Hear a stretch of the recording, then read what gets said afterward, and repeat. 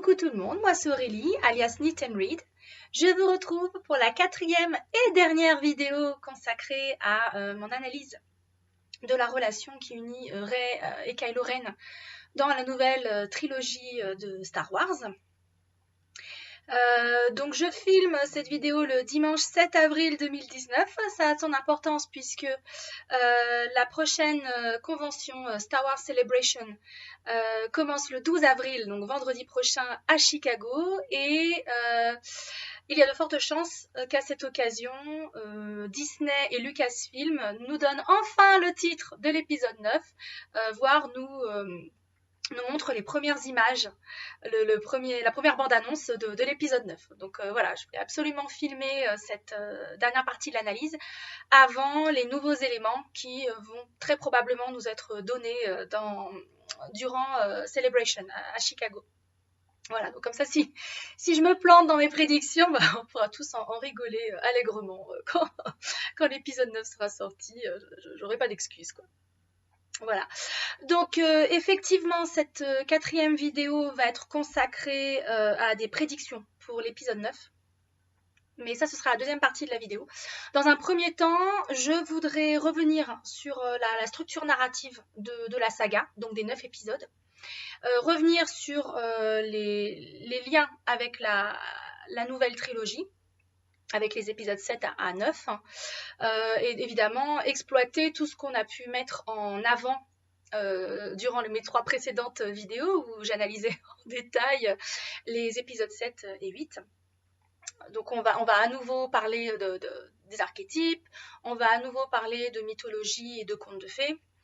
Je vais aussi insister sur les notions de structure narrative, puisqu'en fait, je regarde mes notes, j'ai pris beaucoup de notes pour cet épisode. C'est ce qui fait qu'il a été un petit peu plus long à préparer que les précédents. Puisque comme on va mettre tout ce qu'on a déjà identifié en perspective, on monte d'un cran en termes de complexité de l'analyse. Donc ça explique un petit peu ce délai par rapport à ma 3e vidéo et la complexité des choses que je vais aborder. Donc voilà, je vais souvent regarder mes notes, je m'en excuse, mais il vaut mieux parce que ça va être très dense et je risque de m'emmêler les pinceaux, donc autant éviter. Donc voilà, on va faire ça en 2 temps. Dans un premier temps, donc je vais revenir sur la structure narrative, etc. Tout ce qu'on a pu identifier ensemble dans les 3 précédentes vidéos et les mettre en perspective. Et évidemment, en découleront les prédictions pour l'épisode 9, donc les choses les plus logiques d'un point de vue narratif que je m'attends à trouver très fortement dans le dernier épisode de la trilogie et le dernier épisode de la saga. Voilà. Alors, pour ce qui est de la structure narrative globale, donc là, on est sur les 9 épisodes. On est face à ce qu'on appelle un chiasme en littérature. Donc un chiasme, ça vient du mot chiasmos, donc qui veut dire croix en grec. C'est une figure de style qui consiste à disposer les termes ou les mots de manière croisée, suivant une structure AB, BA. ABA, si vous préférez. Typiquement, Molière dans l'Avare, il faut manger pour vivre et non pas vivre pour manger. Donc là, vous avez un chiasme classique de la littérature. Donc ça concerne vraiment des groupements de mots ou des expressions, etc. Vous avez aussi ce qu'on appelle en narration le chiasme étendu, donc c'est surtout ça qui va nous intéresser, qu'on appelle aussi la palistrophe, pardon, et qu'on va retrouver très souvent dans les Écritures, dans la Bible. Donc typiquement le Jardin d'Éden, c'est un chiasme étendu ou une palistrophe. Le déluge, le récit du déluge aussi. Il y a aussi des exemples dans le Coran, dans le livre des Mormons, donc ça je n'insiste pas, mais voilà. Donc ce qui va nous intéresser, nous, c'est la palistrophe. Ce qui va faire que si on suit cette logique, qui est vraiment la structure narrative des 9 épisodes, la nouvelle trilogie est l'inverse, la correction de la prélogie, donc des épisodes 1, 2, 3. Donc ça, pareil, je l'avais évoqué rapidement dans mes vidéos précédentes. Là, on va aller au cœur du problème parce que cette structure globale de Star Wars explique explique tout. Voilà. Typiquement, explique tout. Pourquoi on est sur un parcours d'héroïne, pourquoi on va avoir un happy ending dans l'épisode 9, pourquoi on va atteindre l'équilibre de la force, pourquoi Kylo va connaître sa rédemption, etc. Tout est lié à cette structure globale, donc qu'on appelle la palistrophe.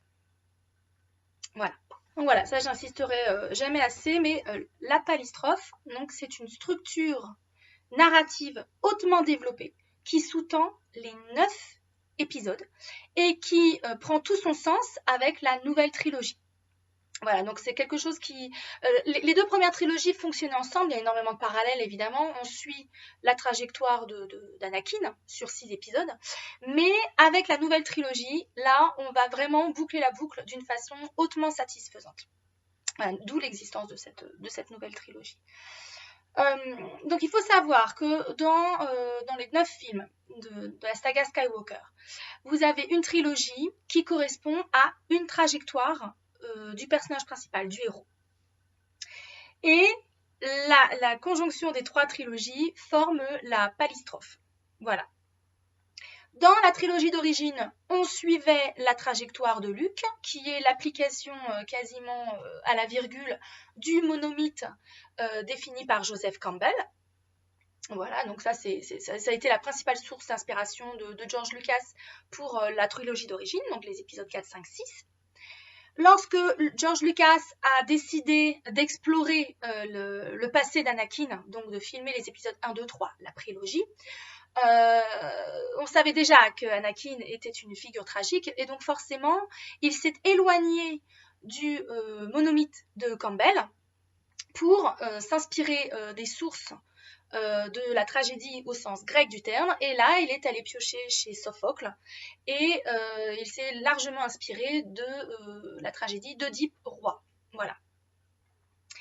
Et notre nouvelle trilogie, les épisodes 7 à 9, là nous sommes sur le parcours d'une héroïne, et ça change tout, ça a toute son importance bien sûr, et nous sommes sur un roman gothique du 19e siècle. Voilà, donc ça je vais y revenir. J'avais déjà évoqué les parallèles avec Pride and Prejudice et Jane Eyre, on va y revenir parce que c'est essentiel pour cette nouvelle trilogie. Donc on a le monomythe de Campbell, qui est le cœur de la trilogie, les épisodes 4, 5, 6, qu'il a tourné en premier, donc c'est pas aberrant que George Lucas a tourné en premier. Le parcours de Luke, qui est un parcours de héros standard, vraiment sans surprise, entre guillemets, vraiment un cas d'école. Qui finit sur une note positive, mais qui reste ouverte pour la suite, puisque effectivement Disney a pu filmer une suite. La prélogie est une tragédie grecque. Mon chat est dans les parages, donc ne vous inquiétez pas si vous entendez du bruit, si vous voyez surgir sur l'écran, c'est normal. C'est une tragédie donc au sens grec du terme, et la nouvelle trilogie sera une comédie au sens littéraire du terme, pas au sens, c'est pas les Bronzés 3, etc. C'est pas du tout ça que je suis en train de dire. C'est vraiment au sens littéraire du terme, comme peut l'être par exemple la Divine Comédie, qui présente des parallèles très intéressants d'ailleurs avec la nouvelle trilogie. Et ça veut dire en fait que ça va se finir sur une note positive, un happy ending fermé, satisfaisant, complètement accompli, ce qui n'était pas tout à fait le cas à la fin de l'épisode 6 finalement. Voilà, donc ce qu'il faut retenir, c'est que la nouvelle trilogie, c'est l'inverse, c'est la correction de la prélogie. On va finir sur une comédie, là où on avait commencé sur une tragédie. Voilà. Et ça, c'est essentiel pour comprendre tout ce que j'ai pu raconter déjà dans les vidéos précédentes et tout ce qu'on va aborder aujourd'hui. Et évidemment, c'est essentiel pour faire des prédictions, je pense, assez solides sur ce qui nous attend dans l'épisode 9.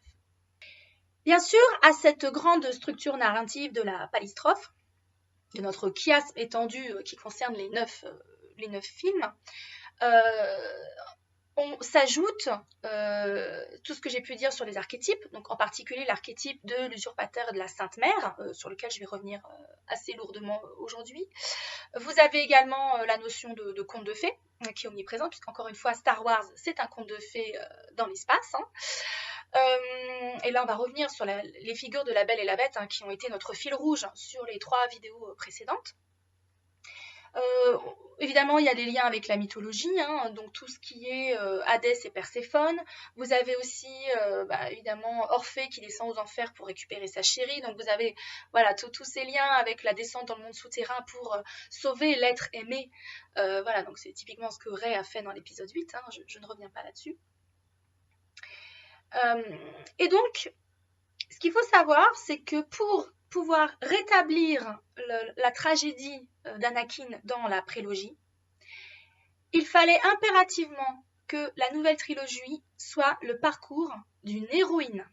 C'est grâce au fait que nous sommes sur le parcours de Rey, donc le parcours d'une héroïne, l'initiation, la trajectoire d'une héroïne, c'est grâce à ça qu'on a la garantie que cette nouvelle trilogie va se finir sur une note victorieuse, sur une note heureuse, positive, donc va se finir en comédie pour équilibrer la tragédie du début de l'histoire. Voilà. Rey, c'est une héroïne qui n'est pas une héroïne tragique. Elle n'est pas accablée par une malédiction, par une tare familiale, par une tragédie, etc., qui ferait que son parcours d'héroïne se finirait mal. Rey n'a pas ce bagage. Comme je l'avais dit, c'est une page blanche. C'est la garantie que son parcours d'héroïne va se terminer sur son triomphe. Et un triomphe sans aucune ambiguïté. Voilà. Rey va triompher. Ça veut dire qu'elle va obtenir ce qu'elle a toujours voulu. Son triomphe, c'est ça, hein, à Rey. Et qu'est-ce que Rey a toujours voulu? Elle a toujours voulu une famille. Elle a toujours voulu être aimée. Voilà. Et avoir ce sentiment d'appartenance. Voilà, que j'avais déjà évoqué dans les vidéos précédentes. Donc Rey, à l'issue de son voyage, à la fin de l'épisode 9, elle va obtenir exactement ce qu'elle voulait. Encore une fois, parce que ce n'est pas une héroïne tragique. Et nous sommes sur un parcours d'héroïne. Ça veut dire aussi que tous les autres éléments narratifs de cette nouvelle trilogie vont être sous la direction de ce parcours d'héroïne. Quand il y aura un clash, entre guillemets, entre le parcours de Rey en tant qu'héroïne et les autres sources littéraires ou narratives comme l'archétype de l'usurpateur et de la Sainte Mère, le héros byronien, donc ça, je vais revenir évidemment sur Kylo en tant que héros byronien. Lorsqu'il y aura un clash entre plusieurs intérêts d'un point de vue narratif, ce sera toujours le parcours de l'héroïne, le parcours victorieux de l'héroïne, qui aura la préséance. C'est la garantie, encore une fois, qu'on va finir sur une comédie et non pas sur une tragédie. Voilà. Donc, lorsque je parle de l'archétype de l'usurpateur et de la Sainte Mère ou de la Reine, c'est un archétype qui n'est absolument pas présent dans la trilogie d'origine. Par contre, il est là dans la première trilogie, dans la prélogie, et il est là aussi dans la nouvelle trilogie. Et en fait, en ayant recours aux mêmes archétypes, Disney va tout inverser, puisque le parcours de Kylo est la correction du parcours d'Anakin. Anakin Skywalker, en tant qu'usurpateur dans la prélogie, finit en tragédie. Voilà, c'est Oedipe roi, c'est la tragédie, c'est la mort de Padmé, c'est la perte de la Sainte Mère, c'est le basculement vers le côté obscur, ça je vais y revenir. Kylo va connaître la destinée inverse, parce que cette fois-ci, ce n'est pas lui le héros de la trilogie, ce n'est pas le Skywalker le héros de la trilogie, c'est Rey, c'est l'héroïne. Et Rey, en tant que Sainte Mère, donc cette fois-ci, le héros, le personnage au centre de l'histoire, ce n'est plus l'usurpateur, mais c'est la Sainte Mère, donc son équivalent féminin dans cet archétype. Et donc la Sainte Mère, elle, va connaître le succès, va connaître le bonheur. Voilà. Donc, encore une fois, on retombe sur nos pattes en utilisant le même archétype, mais en mettant le focus non pas sur un héros tragique, en l'occurrence Anakin, mais sur une héroïne qui va triompher, en l'occurrence Rey, eh bien, on fait que Disney va boucler la boucle et obtenir justement cette structure de chiasme où la fin de l'histoire, la fin de la saga est la correction du début de la saga. Voilà. J'avais déjà évoqué le fait que la trajectoire d'une héroïne présente évidemment beaucoup de similitudes avec la trajectoire d'un héros. Coucou le chat, je vous avais prévenu. Mais elle présente aussi des différences fondamentales qui sont, encore une fois, la garantie du fait qu'on va finir sur une comédie et non pas sur une tragédie. L'héroïne est beaucoup plus en phase avec l'ombre. Donc j'avais évoqué ce côté jungien aussi, qui est toujours présent aussi dans les contes, dans les archétypes, etc. Donc l'héroïne est beaucoup plus en phase avec l'ombre que le héros. Le héros, sa façon d'intégrer l'ombre va souvent se faire par le conflit. Typiquement, Luke va être en conflit avec Dark Vador, son père qui est aussi son ombre dans la trilogie d'origine, et il ne va l'intégrer qu'à la toute fin, en embrassant ses qualités féminines, en l'occurrence sa compassion. C'est par sa compassion que Luke sauve son père et intègre Dark Vador dans sa personnalité, intègre son ombre. Rey, c'est une héroïne, donc de toute façon, elle ne va pas elle va pas intégrer l'ombre par le conflit. Elle va le faire par sa compassion, elle va le faire à travers sa compréhension, et ça va se mettre en place beaucoup plus tôt que dans le cas de Luke et Dark Vador, par exemple. Là, c'était vraiment du lastminute.com. Rey, dès l'épisode 8, elle n'est plus en conflit ouvert avec son ombre, elle commence déjà à l'intégrer par sa compassion, donc la scène où il se touche la main, etc., où elle va le sauver, elle va essayer de sauver Ben des griffes de Snoke, par sa compréhension. Ils ont une compréhension mutuelle qui est d'une profondeur et d'une intensité inégalée. C'est-à-dire ces deux êtres qui sont liés par la force, qui sont entrés dans l'esprit l'un de l'autre, se connaissent intimement comme personne d'autre ne peut le faire. Voilà, c'est une expérience que personne d'autre ne peut vivre, ce qu'ils ont tous les deux. Et Kylo est l'ombre de Rey, donc forcément, voilà, ça c'est l'héroïne intègre l'ombre par la compassion, par la compréhension. C'est quelque chose que Rey est déjà en train de faire depuis l'épisode 8.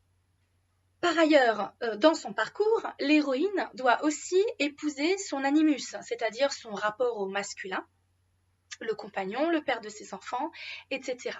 Les énergies masculines, les pulsions masculines souterraines. Et évidemment, Kylo, je l'avais déjà dit, est l'animus de Rey. Donc ça veut dire que Rey, pour réussir son parcours d'héroïne, pour s'accomplir, elle doit épouser littéralement son animus. Donc ça veut dire que Rey doit épouser Kylo. Alors c'est pas forcément un mariage devant Monsieur le Maire, c'est pas ce que je suis en train de dire, mais ils doivent finir en couple. Ils doivent construire quelque chose tous les deux. Voilà. Donc ça c'est pareil, c'est une condition sine qua non au triomphe de Rey. Et donc comme c'est renforcé par le fait que la trajectoire de l'héroïne c'est un éveil sexuel, ce qui n'est pas le cas pour la trajectoire du héros. Donc ça, on a largement eu le temps de l'évoquer dans mes vidéos précédentes. Le fait que la trajectoire de l'héroïne ce soit son éveil sexuel, évidemment, renforce l'idée qu'elle doit épouser son animus, qu'elle doit entrer dans une relation romantique, sexuelle, avec son animus pour se réaliser. Voilà, donc tout cela est lié, évidemment.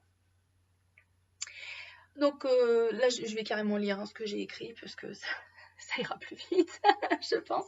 Donc encore une fois, comme dans La Belle et la Bête, Kylo est l'ombre et l'animus de l'héroïne, de la Belle. Donc Rey doit intégrer et épouser son ombre et son animus, donc Kylo. Ça veut dire qu'elle doit le sauver de la tragédie qui lui pend au nez parce que c'est un Skywalker et qu'il est l'héritier des crimes d'Anakin et du déséquilibre de la force provoqué par la chute d'Anakin. Donc ça, il n'a pas le choix. Lui par contre, c'est un héros tragique, c'est-à-dire que elle c'est une page blanche, elle n'est pas encombrée de tout ça, c'est la garantie qu'elle va réussir.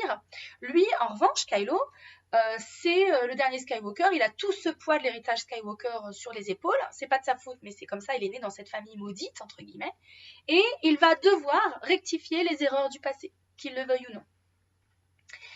Évidemment, Rey doit l'aider à aller dans ce sens pour obtenir ce qu'elle veut, en l'occurrence la famille, l'appartenance, les enfants, le foyer, tout ce qu'elle n'a pas eu dans son enfance, qui est son but ultime et qu'elle ne pourra obtenir qu'en étant avec Ben Solo, avec Kylo Ren.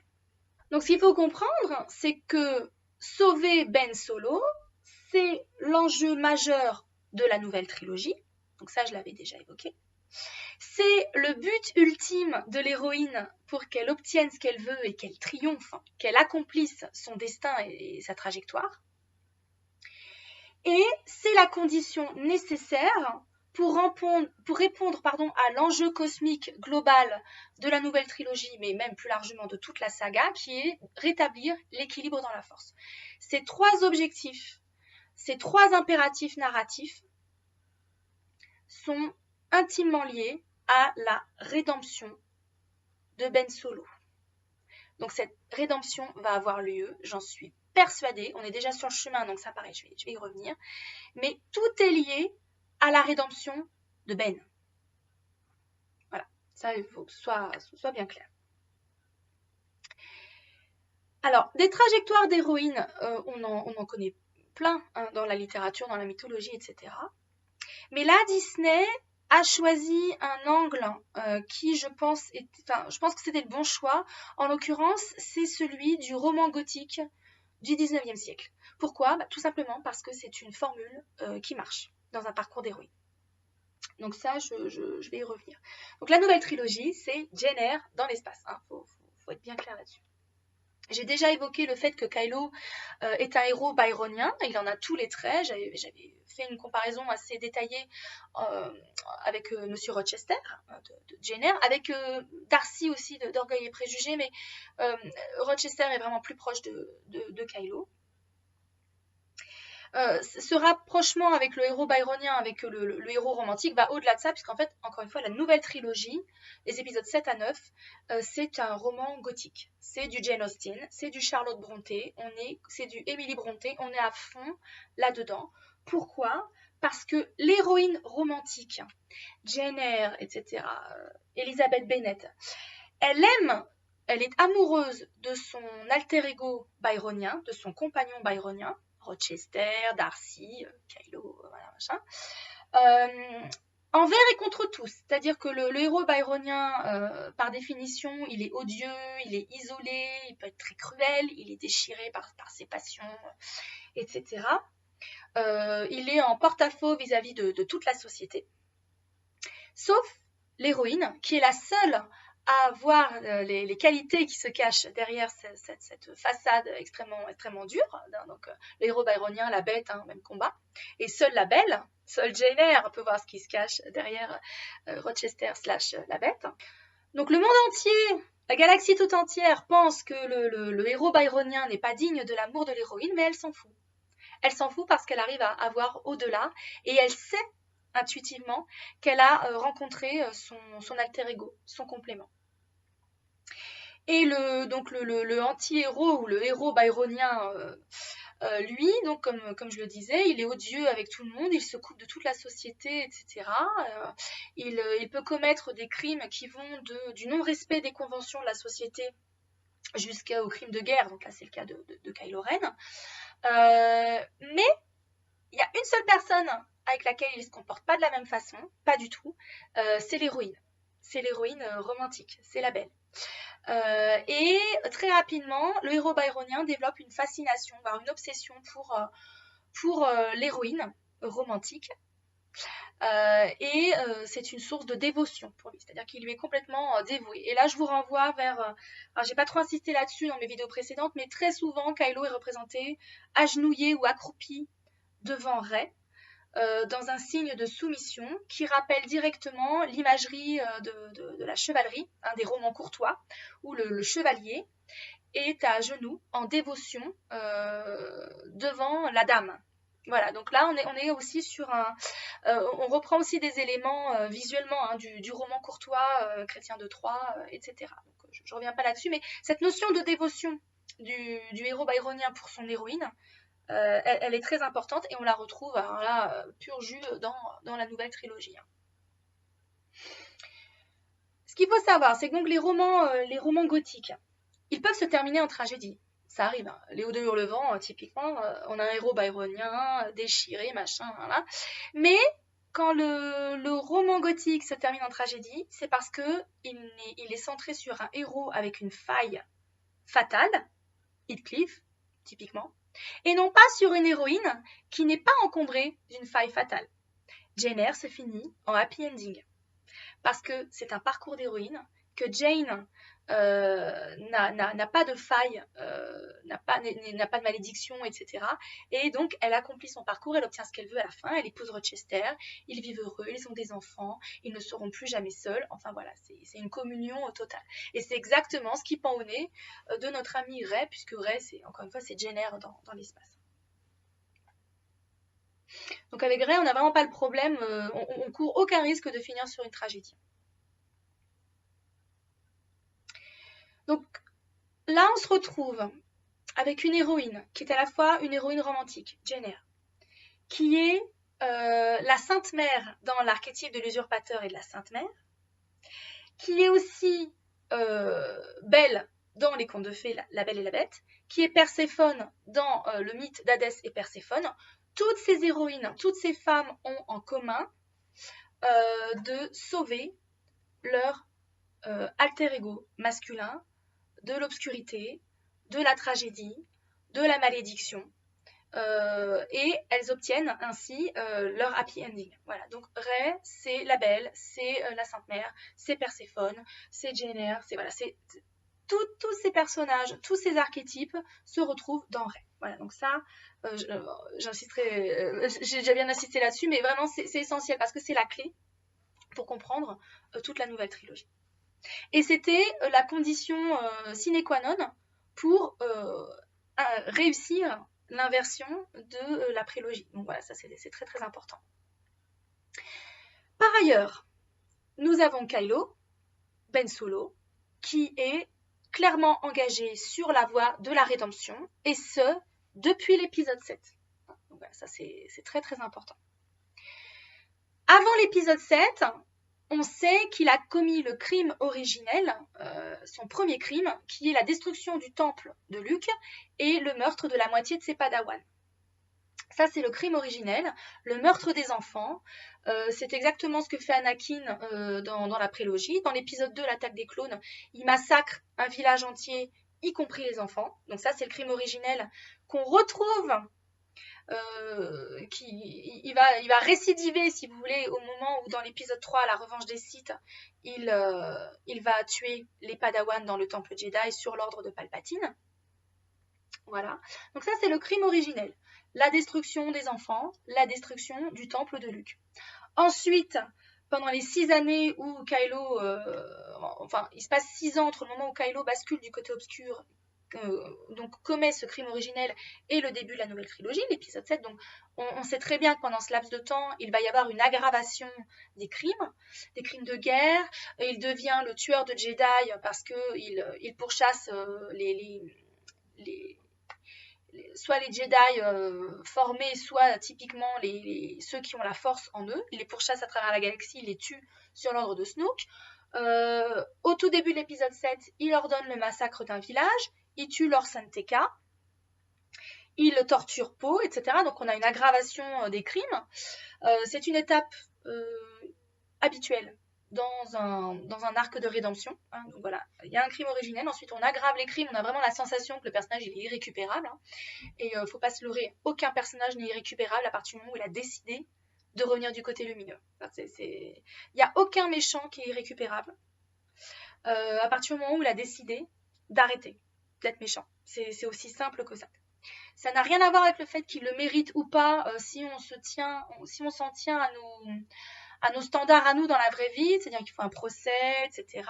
Il faut payer pour ses crimes, il faut accomplir la justice. Dans la vraie vie, on est d'accord. Dans la fiction, dans la littérature, ça ne marche pas comme ça. Ça n'a rien à voir avec le fait que le méchant mérite ou pas d'être sauvé et d'avoir sa rédemption. Tout ce qui compte, c'est la façon dont il arrive à sa rédemption. Ce qui compte, c'est le pardon et non pas la justice. Ça, c'est très très important. Parce qu'il y a plein de gens qui ont dit « Ouais, non, mais il a tué Anne, etc. Donc c'est bon, il ne mérite pas d'être sauvé. » Ça ne marche pas comme ça dans la fiction. Dans la vraie vie, oui, il aurait un procès, il irait en prison, etc. Machin. Dans la fiction, ça se passe autrement. Et en particulier dans Star Wars, où vraiment la rédemption, l'amour, le rachat des crimes passés, c'est au cœur de la saga, hein, voilà, clairement. Donc, après l'aggravation des crimes, on a le méchant qui commet le crime le plus monstrueux. C'est son horizon moral.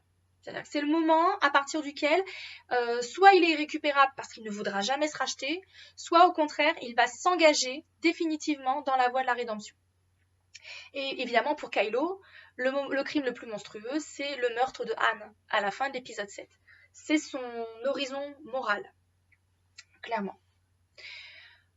Suite au passage de cet horizon, donc ce crime le plus monstrueux, le meurtre de Han, on a au départ, chez Kylo, il continue à commettre des crimes, donc il va oblitérer complètement la flotte de la résistance durant la course-poursuite de l'épisode 8. On se dit, bah, c'est bon, c'est mort, il les a butés, etc. Mais il épargne sa mère. C'est-à-dire que contrairement à l'épisode 7 où il y a une aggravation des crimes et ensuite il commet son acte le plus monstrueux, dans l'épisode 8, il inverse la vapeur, il commet des crimes, donc il balaye la flotte des rebelles, mais il ne peut pas tuer sa mère. L'acte le plus monstrueux, il ne le commet pas. Il fait le choix délibéré de ne pas aller dans cette direction. Et c'est le moment où pour lui, ça bascule définitivement dans la voie de la rédemption. Il épargne sa mère.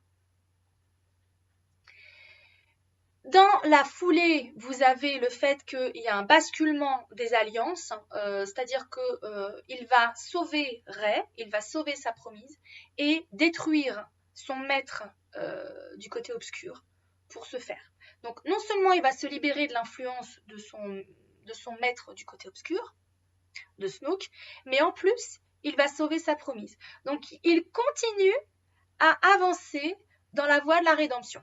Et là se passe un truc qui se passe systématiquement quand un ancien méchant va devenir un anti-héros ou un héros, etc., donc va se racheter pour ses crimes, c'est qu'il a une rechute. Il a une rechute, c'est parfaitement logique dans son arc de rédemption, il fallait que ça se passe comme ça. Et sa rechute, c'est quoi à Kylo ? C'est le fait qu'il va usurper le pouvoir de Snoke, qu'il refuse de suivre Rey du côté lumineux. Donc il a bien tué Snoke, mais il est toujours du côté obscur de la Force. Il va lui faire cette demande en mariage qui est extrêmement égoïste et complètement... qui va à l'encontre de ce que Rey veut faire et de ce qu'elle est en tant qu'héroïne du côté lumineux. Et il va péter un câble monumental sur Crate. Donc ça, pareil, je suis restée en détail je suis vraiment entrée dans les détails sur cette bataille de Crate dans ma vidéo précédente, où là, vraiment, c'est une rechute phénoménale pour Kylo. Mais encore une fois, c'est nécessaire dans son arc narratif. Parce qu'à la fin de son pétage de câble sur Crate, on se dit, oh, c'est bon, il a repiqué, il a à nouveau refusé une chance de se racheter, il a tué Han, il a envoyé bouler Rey, bon, c'est bon, il est récupérable ce mec-là. Sauf que, on a le dernier Skype avec Rey, où vous le voyez qui est plein de regrets, qui est dans une grande souffrance. Il réalise qu'il a pris la mauvaise décision, vraiment, et il est seul comme il n'a jamais été seul, quoi. Et c'est le moment où je pense Kylo a une épiphanie, il réalise qu'il a fait les mauvais choix, il réalise qu'il va devoir changer sa façon d'être et ses objectifs s'il veut être heureux. Et il sait très bien, intuitivement, même à ce stade où avec Rey c'est plus du tout l'entente cordiale, il sait très bien que sa chance de bonheur c'est d'être avec Rey. Donc intuitivement, à ce moment-là, Kylo, quand il est à genoux dans la mine, qu'il la voit partir sur le Faucon Millenium, il a compris qu'il allait devoir changer complètement sa façon d'être, qu'il allait devoir faire un travail sur lui pour être avec Rey, en fait, pour avoir une chance d'être heureux.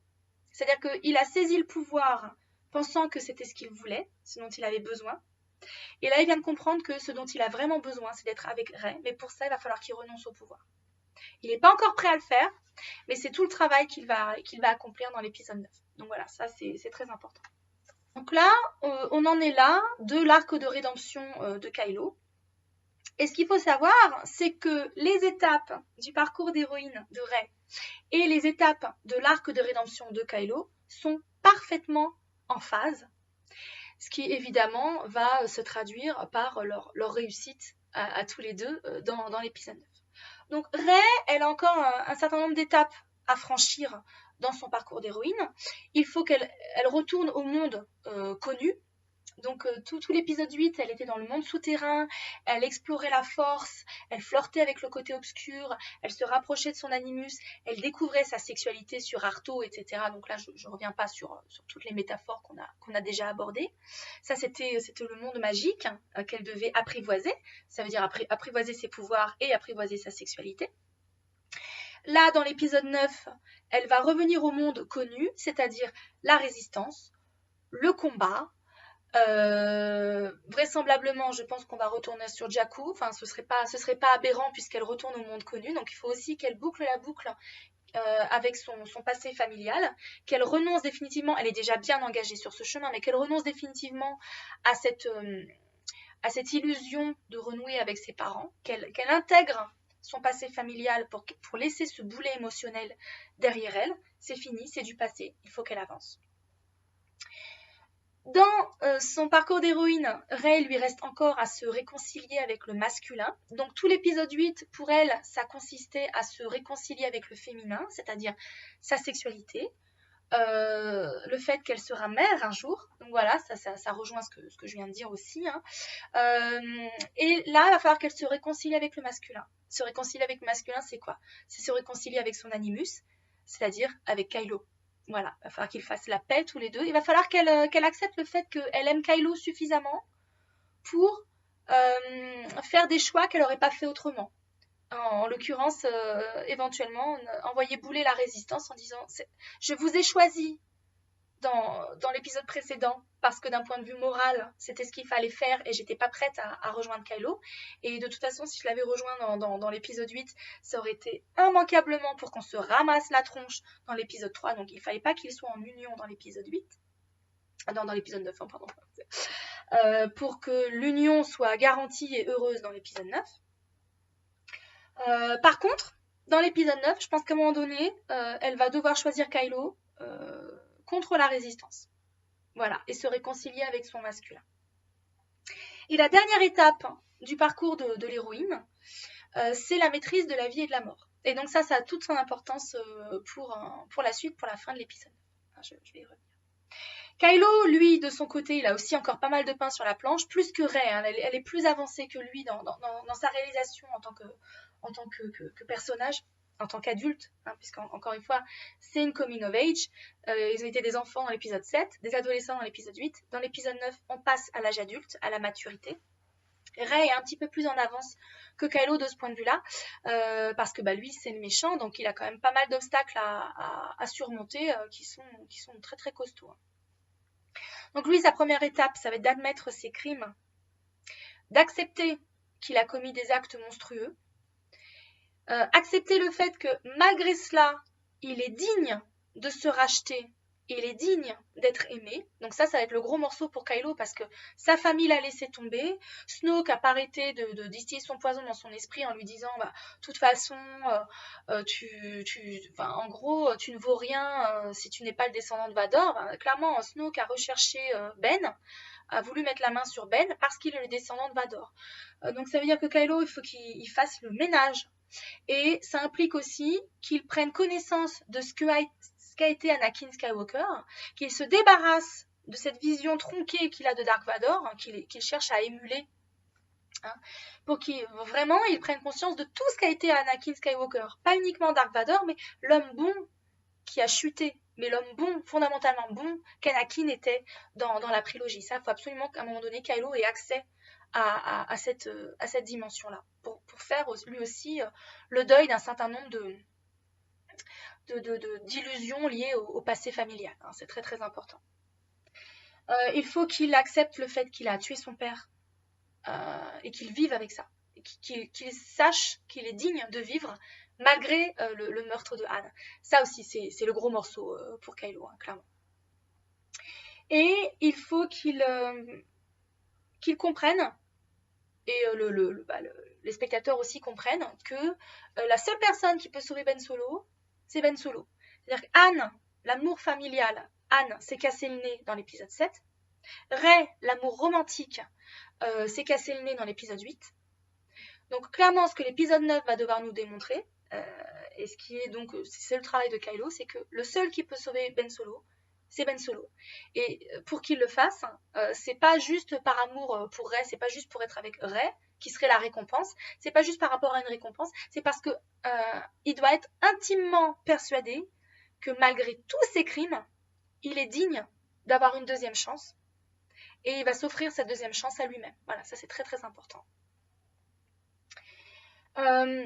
Et ça va se faire par le biais d'un sacrifice. Donc dans l'arc de rédemption de Kylo, mais dans tous les arcs de rédemption, à un moment donné, celui qui cherche à se racheter, à racheter ses crimes, doit doit réaliser, accomplir un acte d'amour désintéressé. Pour l'instant, tout ce que Kylo a fait, y compris les actes positifs, c'était des actes d'amour possessif, intéressé, égoïste. Il l'a fait pour lui. Même sauver Rey, il l'a fait parce qu'il l'aime, il l'a fait parce qu'il veut qu'elle soit à ses côtés. C'est un acte d'amour égoïste. Dans l'épisode 9, il va devoir complètement changer son point de vue et accomplir un acte d'amour désintéressé, un sacrifice désintéressé, c'est-à-dire un acte dont il n'attend aucune récompense, dont il n'attend rien. Rien pour lui, tout pour les autres. Voilà, donc ça c'est très très important. Et une fois qu'il aura accompli ce sacrifice, où il va très vraisemblablement y laisser sa peau, il va connaître une renaissance, je pense réelle. Elle peut être symbolique aussi, mais je pense que là en l'occurrence ce sera une renaissance réelle. Et à ce moment-là, sa rédemption sera réalisée. Voilà. Et il va vivre. Alors, moi, je suis persuadée que Kylo, contrairement à Dark Vador, va survivre à sa rédemption et va vivre. Pourquoi ? Je vais l'évoquer juste après. Alors, j'ai pas arrêté déjà de faire des parallèles entre Anakin et Kylo. Il faut savoir que l'histoire de Rey et de Kylo Ren, c'est l'inverse donc de l'histoire d'Anakin et Padmé. C'est l'inverse et la correction d'Anakin et Padmé. On avait une tragédie dans la prélogie, on a une comédie dans la nouvelle trilogie, donc dans la fin de l'histoire. On est toujours donc sur cette palistrophe que j'évoquais tout à l'heure. C'est un déséquilibre dans l'amour romantique qui a causé la chute d'Anakin, et c'est l'amour familial, l'amour de Luke, de son fils, qui le sauve. Voilà, donc c'est son amour obsessionnel, possessif pour Padmé qui a provoqué la chute d'Anakin, et c'est son amour plein de compassion, désintéressé pour Luke, qui le sauve. Et c'est l'amour plein de compassion et désintéressé de Luke pour son père, qui sauve aussi Anakin. Très très important. Pour Kylo, ça va être l'inverse. C'est-à-dire que ce sont les ratés, on peut dire, de l'amour familial, les trahisons familiales qui ont perdu Kylo, entre ses parents qui se séparent de lui, le fait de l'éloigner de sa mère, ça pour un usurpateur qui a un besoin viscéral de l'amour de sa mère. Je vous rappelle qu'on est dans Oedipe, donc je fais le lien avec ce qu'on avait déjà évoqué. Le séparer de sa mère, ça c'est un déchirement, c'était une erreur, mais monumentale. Et évidemment, le fait qu'il se soit réveillé en voyant Luke qui voulait le buter avec son sabre laser, ça c'est la trahison familiale ultime. Donc l'amour familial, les relations familiales, c'est ce qui a perdu Kylo. Et c'est l'amour romantique qui va le sauver. Donc dans l'inverse parfait de ce qui est arrivé à Anakin, évidemment. Mais quand je dis que c'est l'amour romantique qui va le sauver, c'est un peu comme Luke et Dark Vador. C'est-à-dire qu'à un moment donné, ils étaient sur la même longueur d'onde. La compassion de Luke pour son père et la compassion de Vador pour son fils, c'est ce qui a fait que la rédemption et le salut étaient possibles. Là, ça va être pareil. Ça va être l'amour, non plus obsessionnel, mais l'amour désintéressé, plein de compassion de Kylo pour Rey et de Rey pour Kylo, qui va les sauver, qui va sauver le dernier Skywalker. Donc ça, c'est très important. Pour le moment, Kylo, il est encore dans cette phase amour obsessionnel qui était l'amour qu'Anakin avait pour Padmé. Voilà. Donc il faut qu'il dépasse cet amour égoïste, enfantin vis-à-vis de Rey pour arriver à un amour plein de compassion désintéressé vis-à-vis de sa future partenaire, hein, pour accomplir ce qu'Anakin n'a pas su faire.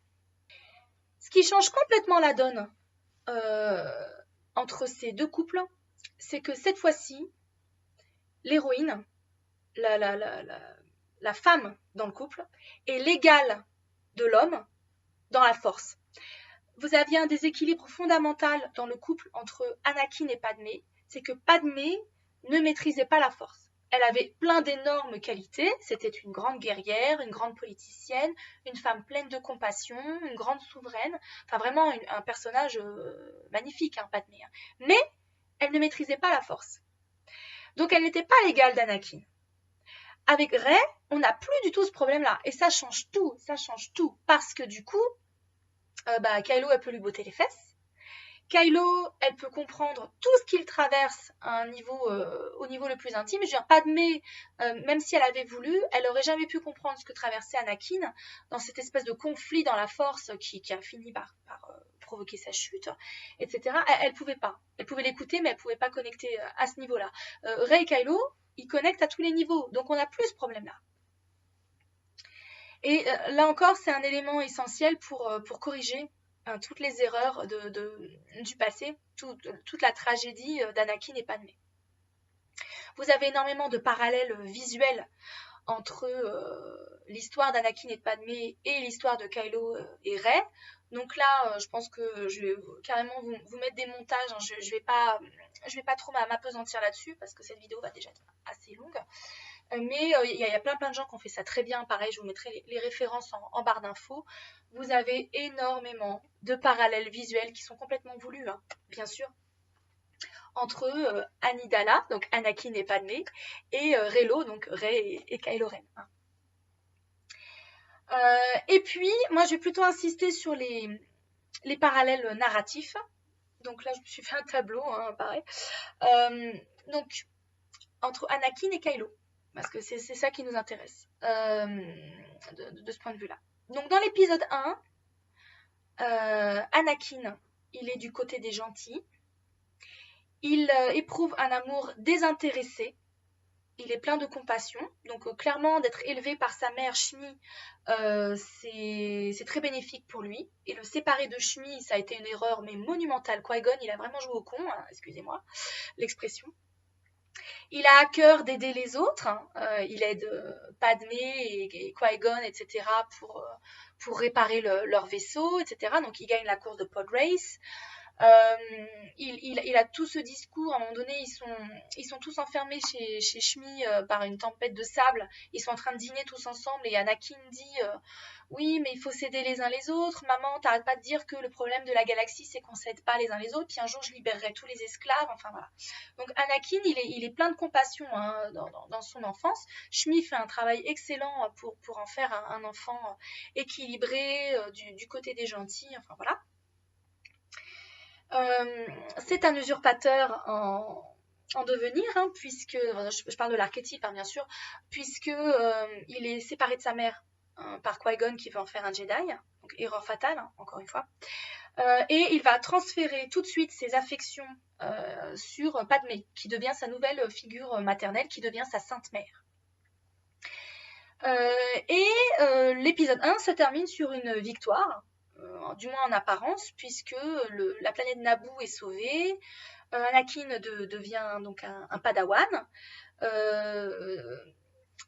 Padmé a fait la paix avec les Gungans, donc vous avez aussi toute cette notion de symbiose entre les Gungans et les Naboo sur la planète qui fait que la planète est en équilibre. Donc les notions d'équilibre, de symbiose sont déjà présentes dans l'épisode 1. J'avais complètement oublié, puis là, pour préparer cette vidéo, je me suis refait la prélogie, donc du coup ça m'a vraiment frappé en revoyant l'épisode 1. Donc ça, c'est le premier film avec Anakin.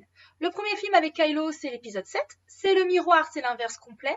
Kylo, il est du côté des méchants. Voilà. Il commet des crimes horribles. Il tue son père. Donc Anakin quittait sa mère, il voulait pas le faire. Il adorait sa mère. Kylo tue son père. Il le fait volontairement. Certes, Snoke lui a ordonné de le faire, etc. Mais lui-même s'est convaincu qu'il devait le faire pour ne plus être déchiré entre la lumière et le côté obscur. C'est un usurpateur qui trouve sa sainte mère. Donc là, les deux usurpateurs, Anakin et Kylo, trouvent leur sainte mère dans le premier film où ils apparaissent. Sauf que Kylo, lui, ça s'est fait des années après la séparation avec Leia, ce qui fait que lui est complètement corrompu à ce stade, là où Anakin, lui, ne l'est pas encore. Donc voilà, il y a aussi des grosses différences. Kylo donc trouve sa sainte mère et développe une obsession pour elle dans l'épisode 7. C'est une fin, l'épisode 7 a une fin douce amère, puisque certes Starkiller est détruite, et ils ont réussi à sauver temporairement, très temporairement la résistance, mais Han est mort. Et par contre pour Kylo, il a enchaîné les défaites. Hein. Donc Kylo, il est complètement défait à la fin de l'épisode 7. Il a tué son père, ça le déchire psychiquement encore plus. Il a perdu sa sainte mère, elle s'est sauvée et elle lui a botté les fesses de façon magistrale. Donc voilà, là où Anakin avait enchaîné les victoires dans l'épisode 1, Kylo enchaîne les défaites dans l'épisode 7. Ensuite, on passe au deuxième film où ils apparaissent tous les deux dans leur parcours. Donc l'épisode 2 pour Anakin. C'est le moment où Anakin commence à basculer dans le côté obscur. Il perd sa mère, ce qui va déclencher le massacre des hommes de sable, où il massacre tout le village.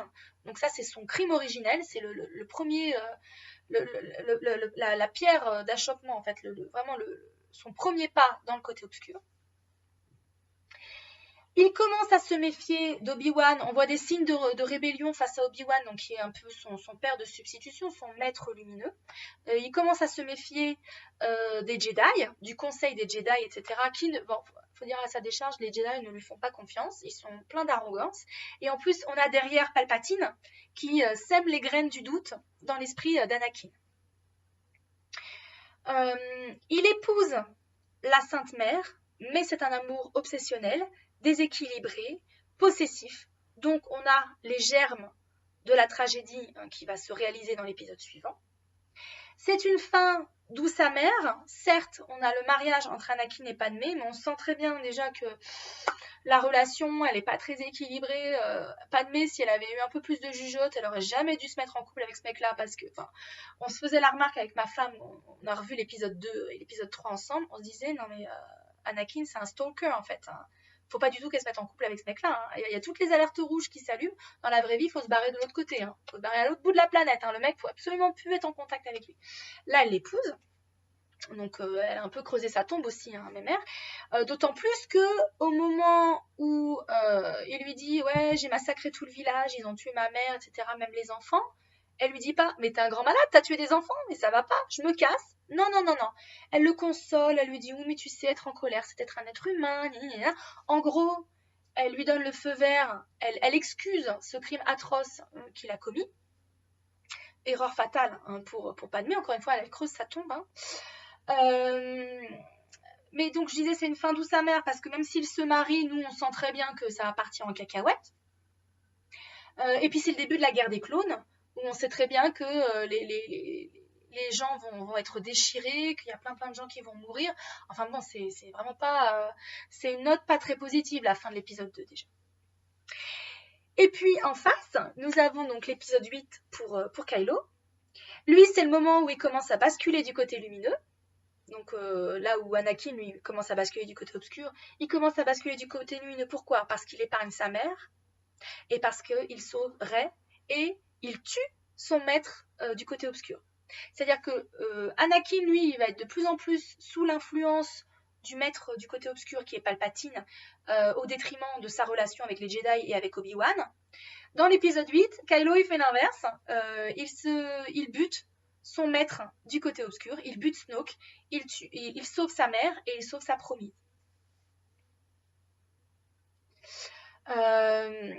Et autre chose très positive qui arrive dans l'épisode 8, c'est que contrairement à l'épisode 2, la Sainte Mère, la reine du Skywalker, l'envoie bouler. Elle ne cautionne absolument pas ce qu'il fait, en l'occurrence vouloir laisser mourir la résistance, vouloir laisser crever tout le monde. Elle lui dit pas, oui mais tu sais, être en colère, c'est être humain, machin. Non, non, elle lui dit quoi ? Tu veux tuer la résistance ? dégage. C'est hors de question. Je te laisse je te laisse en plan là, comme une quiche. Moi, je vais aller les sauver. Je refuse cette relation dans ces conditions. C'est hors de question. Ce que Padmé aurait dû faire dans l'épisode 2, qu'elle n'a pas fait. Donc en fait, là, Rey va refuser cet amour obsessionnel de Kylo. Elle va très clairement lui faire comprendre que tel qu'il est maintenant, elle n'en veut pas. C'est hors de question. Alors c'est une fin douce amère, là aussi, hein, comme dans l'épisode 2, mais pas du tout pour les mêmes raisons, parce que Kylo est victorieux, entre guillemets, hein, c'est une victoire qui est un petit peu étrange, mais il a quand même pris le contrôle du Premier Ordre, il a tué son maître du côté obscur, donc il n'est plus sous influence, il est libre. Ça veut dire que tout ce qu'il a fait dans l'épisode 9, il n'y a pas d'excuses, hein. Il y a encore moins d'excuses que pour tout ce qu'il a fait précédemment. Mais il a gagné le pouvoir politique, le pouvoir militaire, mais il a perdu la Sainte Mère. Il va falloir qu'il la regagne, qu'il refasse la conquête de cette femme. Ça va être très très difficile. Voilà, donc à la fin de l'épisode 2, vous avez l'union de l'usurpateur avec sa Sainte Mère, d'Anakin et Padmé. À la fin de l'épisode 8, vous avez la séparation de l'usurpateur et de sa Sainte Mère. Très important. Pourquoi? Parce que s'il y a union dans le deuxième film de la trilogie, il y aura séparation dans le troisième film. S'il y a séparation dans le deuxième film de la trilogie, il y aura union dans le troisième film. Donc voilà, encore une fois, Rey et Kylo se dirigent vers l'union, vers la communion même, hein, parce qu'ils sont liés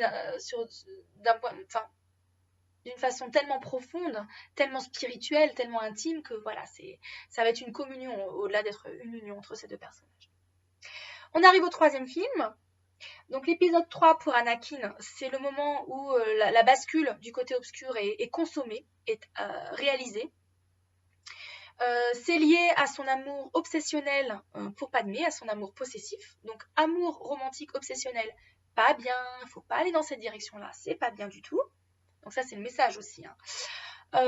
Et donc là on a l'usurpateur qui provoque la destruction de sa Sainte Mère et qui bascule du côté obscur, qui a choisi le pouvoir et non pas l'amour. Hein, donc voilà, Anakin est quelqu'un d'extrêmement égoïste, hein. Il croyait qu'il allait gagner sur tous les tableaux, il a tout perdu. Il se retrouve prisonnier du côté obscur, prisonnier de Palpatine, il devient le chien de guerre de Palpatine, il se retrouve prisonnier de cette armure, de cet appareil respiratoire, de ses souffrances, où il a été carbonisé à Mustafar, etc. Donc voilà, il est dans une souffrance terrible, qui est largement de son fait, hein, qu'il a largement provoqué. Et donc on finit en tragédie quasi totale, si ce n'est la naissance des jumeaux, voilà, sinon tout le reste c'est une tragédie, tout le monde est mort, enfin c'est une horreur quoi. Et dans l'épisode 9, avec Kylo, évidemment on part dans la direction opposée, puisque depuis le début, hein, tout est inversé. Tout est inversé entre Anakin et Kylo. Donc oui, on passe aux prédictions pour l'épisode 9. Évidemment, toutes ces prédictions découlent de tout ce que je viens de dire. On est dans une logique narrative. Donc il y a une logique intrinsèque à la nouvelle trilogie, qui est le roman gothique, le parcours de l'héroïne, etc., La Belle et la Bête. Mais aussi, on est dans une logique plus vaste, qui est la logique de toute la saga des Skywalker, des 9 films, et donc de la palistrophe, hein, du chiasme étendu, si vous préférez, comme je viens de l'évoquer en détail. Voilà. Donc, pour les prédictions de l'épisode 9, il y a un certain nombre d'éléments qu'on doit garder à l'esprit. On sait que Rey, en tant qu'héroïne, va triompher. On sait qu'elle va obtenir ce qu'elle a toujours désiré. Famille, amour, sentiment d'appartenance. Elle ne sera plus jamais seule. Elle va construire une famille. Elle va intégrer une famille. Cette trajectoire de l'héroïne, encore une fois, c'est ce qui a la préséance sur toutes les autres considérations d'un point de vue narratif. C'est ce qui va faire que les scénaristes vont systématiquement donner le dessus aux contraintes de la trajectoire de l'héroïne. Voilà. Donc ça veut dire que ce que veut vraiment l'héroïne, c'est ce qui va déterminer réellement la fin de la nouvelle trilogie et plus largement la fin de la saga. Donc encore une fois, famille, amour, sentiment d'appartenance. Voilà, c'est très très important. Alors, là, on entre dans une période très particulière avant la sortie de l'épisode 9, hein, qui est prévue, je crois, pour le 18 décembre 2019. On a Star Wars Celebration la semaine prochaine. Enfin, le temps que j'édite la vidéo, ce sera dans quelques jours. Hein. On va entrer dans la période de marketing agressif sur l'épisode 9. Ça va être le moment où on va nous lancer sur des fausses pistes. Tout le marketing va reposer sur les fausses pistes. Donc c'est le moment où on va nous faire croire les fuites. Alors moi les fuites, j'y crois pas trop. Hein. Je pense que les fuites qu'on a eues jusqu'à présent, elles sont pas très nombreuses, mais je pense qu'elles sont toutes voulues par Lucasfilm et Disney, hein, d'une manière ou d'une autre. Donc les fuites entre guillemets et le marketing officiel de Disney vont systématiquement nous amener sur des fausses pistes. C'est-à-dire qu'on va croire, on va essayer de nous faire croire que Kylo et Rey sont devenus des ennemis jurés, que c'est mort, que Kylo va crever, qu'il est irrécupérable. On va nous faire croire que les nouveaux personnages ont des rôles plus importants que ce qu'on a bien voulu, que ce qu'on aimerait, mais il ne faut pas s'y tromper. Le cœur de la nouvelle trilogie, c'est Rey et Kylo. Tout le reste, c'est du décorum, c'est du contexte. Ça a une importance très secondaire, y compris Finn. Alors Finn, c'est un personnage que j'aime beaucoup, mais c'est vrai que dans l'épisode 7, on nous vendait cette espèce de trio Finn, Kylo et Rey. C'était une fausse piste aussi. Hein. Finn est un personnage secondaire. Le cœur de la nouvelle trilogie, c'est La Belle et la Bête, c'est Rey et Kylo. Hein.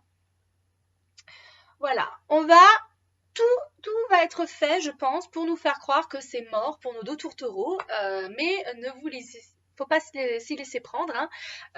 Évidemment, ils vont pas nous spoiler la fin de l'épisode 9 et la fin de la saga.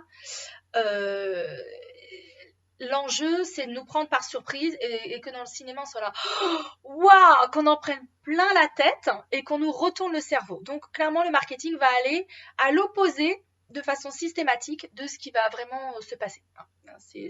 Sinon, le waouh, l'effet waouh, il sera pas là au mois de décembre dans les cinémas et c'est un peu le but du jeu quand même, c'est qu'on se fasse plaisir en tant que spectateur et qu'on en prenne plein la tête. Hein. Voilà, donc il faudra surtout, si vous êtes fan de ce couple comme moi, ne vous fiez pas au marketing, ne vous fiez pas aux fuites, ne paniquez pas d'ici le mois de décembre. Il n'y a aucune raison de paniquer parce que d'un point de vue narratif, je pense que ce que je vous ai raconté, je ne suis pas la seule, hein, on est des dizaines comme ça sur la toile, je pense que ça a du sens. Donc pas de panique, ils vont finir ensemble, ça va finir en happy ending, en apothéose, tout, ça va bien se passer. Alors, dans les exemples de fuites hein, qu'on a eu, de fuites encore une fois entre guillemets, qu'on a eu récemment, et encore une fois je filme avant Celebration, hein, on a les fuites sur les nouveaux costumes de l'épisode 9. Et on s'est rendu compte donc que Kylo, puis il y a cette affiche aussi, cette affiche qui n'est pas l'affiche définitive, hein, mais qui est sans doute une affiche de promotion commerciale. On voit que Kylo a remis son masque. Donc il a passé quasiment tout l'épisode 8 sans son masque. Le fait qu'il détruise son masque au début de l'épisode 8, c'était un moment charnière pour lui. Hein. C'était un signal très très fort, hein, qu'il se détachait quand même un petit peu de l'image de Dark Vador et que définitivement il entrait en rébellion contre Snoke. Et puis c'était aussi, je pense, le fait que Kylo soit sans masque pour toutes les sessions Skype avec Rey, c'était nécessaire parce qu'il fallait qu'on voit toutes les émotions sur le visage d'Adam Driver.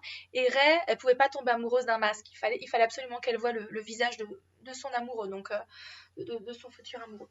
Et encore une fois, il fallait que la bête se débarrasse d'un certain nombre d'artifices pour que le Rey le voit autrement, hein, évidemment, pour que la Belle le voit autrement. Donc là, il y a pas mal de gens qui ont paniqué parce que Kylo a à nouveau le masque dans l'épisode 9. Pas du tout, en fait, c'est très bon signe hein, pour tout ce que je viens de dire. Kylo, typiquement, n'arrive pas à cacher ses émotions. Grâce au talent d'Adam Driver, mais je pense que le personnage a été écrit comme ça. Il a besoin du masque pour incarner le méchant qu'il veut être. À partir du moment où il tombe le masque, on le lit comme un livre ouvert. Évidemment, ses débuts très chaotiques hein, en tant que leader suprême, ça va pas dans le bon sens. Donc je pense que Kylo, il a besoin du masque pour cacher ses émotions, pour être suprême leader, pour être un peu pris au sérieux en tant que suprême leader. S'il a besoin à ce point-là d'avoir son masque pour régner, pour tromper son monde, c'est-à-dire pour tromper le premier ordre, pour tromper Hux, évidemment qui attend en coulisses pour lui faire la peau, pour tromper les chevaliers de Rennes.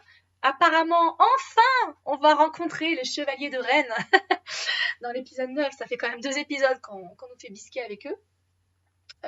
Et pour tromper la résistance, pour tromper Rey, il a besoin de garder son masque. Ça veut dire qu'il est en conflit comme il n'a jamais été en conflit. Moi, vraiment, je l'interprète comme ça. Donc le fait que Kylo porte à nouveau le masque, c'est très bon signe pour la suite. C'est très bon signe pour sa rédemption et pour son histoire d'amour avec Rey, bien sûr.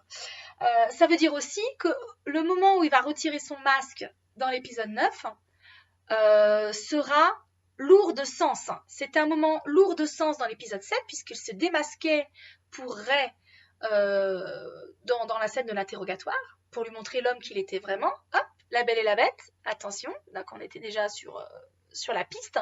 Dans l'épisode 8, au moment où il se démasque, c'est quand Snoke le lui demande et il le tourne en ridicule et il défonce le masque dans la foulée, donc ça aussi c'était lourd de sens dans son parcours. Et dans l'épisode 9, je pense qu'il va à nouveau se démasquer pour Rey, ou encore mieux, que c'est Rey qui va lui retirer son masque. Là, ce serait vraiment super. Mais quoi qu'il en soit, ce sera un moment très significatif. Et le retour du masque dans l'épisode 9, c'est très bon signe, hein, j'insiste là-dessus. Autre exemple de costume qui a fuité, c'est le nouveau costume de Rey. Elle a à nouveau alors, cette espèce de bandelette un peu momie là, qui fait comme une jupette, etc., qui fait que sa tenue elle est un peu plus féminine, parce que Rey elle n'est pas très féminine hein, quand même, faut être clair, c'est une guerrière en même temps. Hein. Mais là elle est toute en blanc. Elle était en beige sale, pilleuse d'épave dans le premier film. Dans le deuxième film, dans l'épisode 8, elle va vers des couleurs plus sombres, du gris, etc. parce qu'elle flirte vraiment avec le côté obscur. Elle va dans la grotte du côté obscur pour trouver des réponses. Elle se rapproche de Kylo, du tenant du côté obscur. Donc elle adopte des couleurs plus sombres. C'est le moment où elle n'a jamais vraiment été en danger de basculer, rien. Mais c'est le moment où elle s'en rapproche le plus. Donc là, dans le marketing pour l'instant, dans les fuites de l'épisode 9, on nous la montre vraiment tout en blanc. Donc on pourrait se dire, bah, ça y est, elle est complètement du côté lumineux, elle basculera plus, ils sont chacun dans un camp, ils sont irrécupérables, machin, ils pourront jamais être réconciliés, la réconciliation est impossible. C'est pas du tout ça en fait. Hein. Rey est en blanc comme une mariée. Hein. Elle est en blanc pour renforcer le yin-yang et la complémentarité yin-yang de Kylo avec elle, donc du côté obscur et du côté lumineux. Pourquoi bah parce que c'est dans l'épisode 9 qu'on va trouver l'équilibre de la force, hein, qu'on cherche depuis l'épisode 1. Donc là, on renforce le yang face au yin de Kylo. Mais du coup, ça va être d'autant plus spectaculaire quand elle va choisir Kylo contre la résistance. Quand elle va dire, vous savez quoi, vous voulez détruire ce mec, moi je veux pas, je veux le sauver. Il faut que je le sauve. C'est pas un méchant irrécupérable, machin, hein, donc quand elle va faire ce choix, ce sera d'autant plus spectaculaire qu'on l'aura imaginé complètement du côté lumineux, complètement détaché de Kylo, enfin genre entre eux c'est foutu quoi. Voilà, donc voilà, c'est deux petites choses qui ont fuité que je voulais aborder avec vous. Et on en vient à mes prédictions.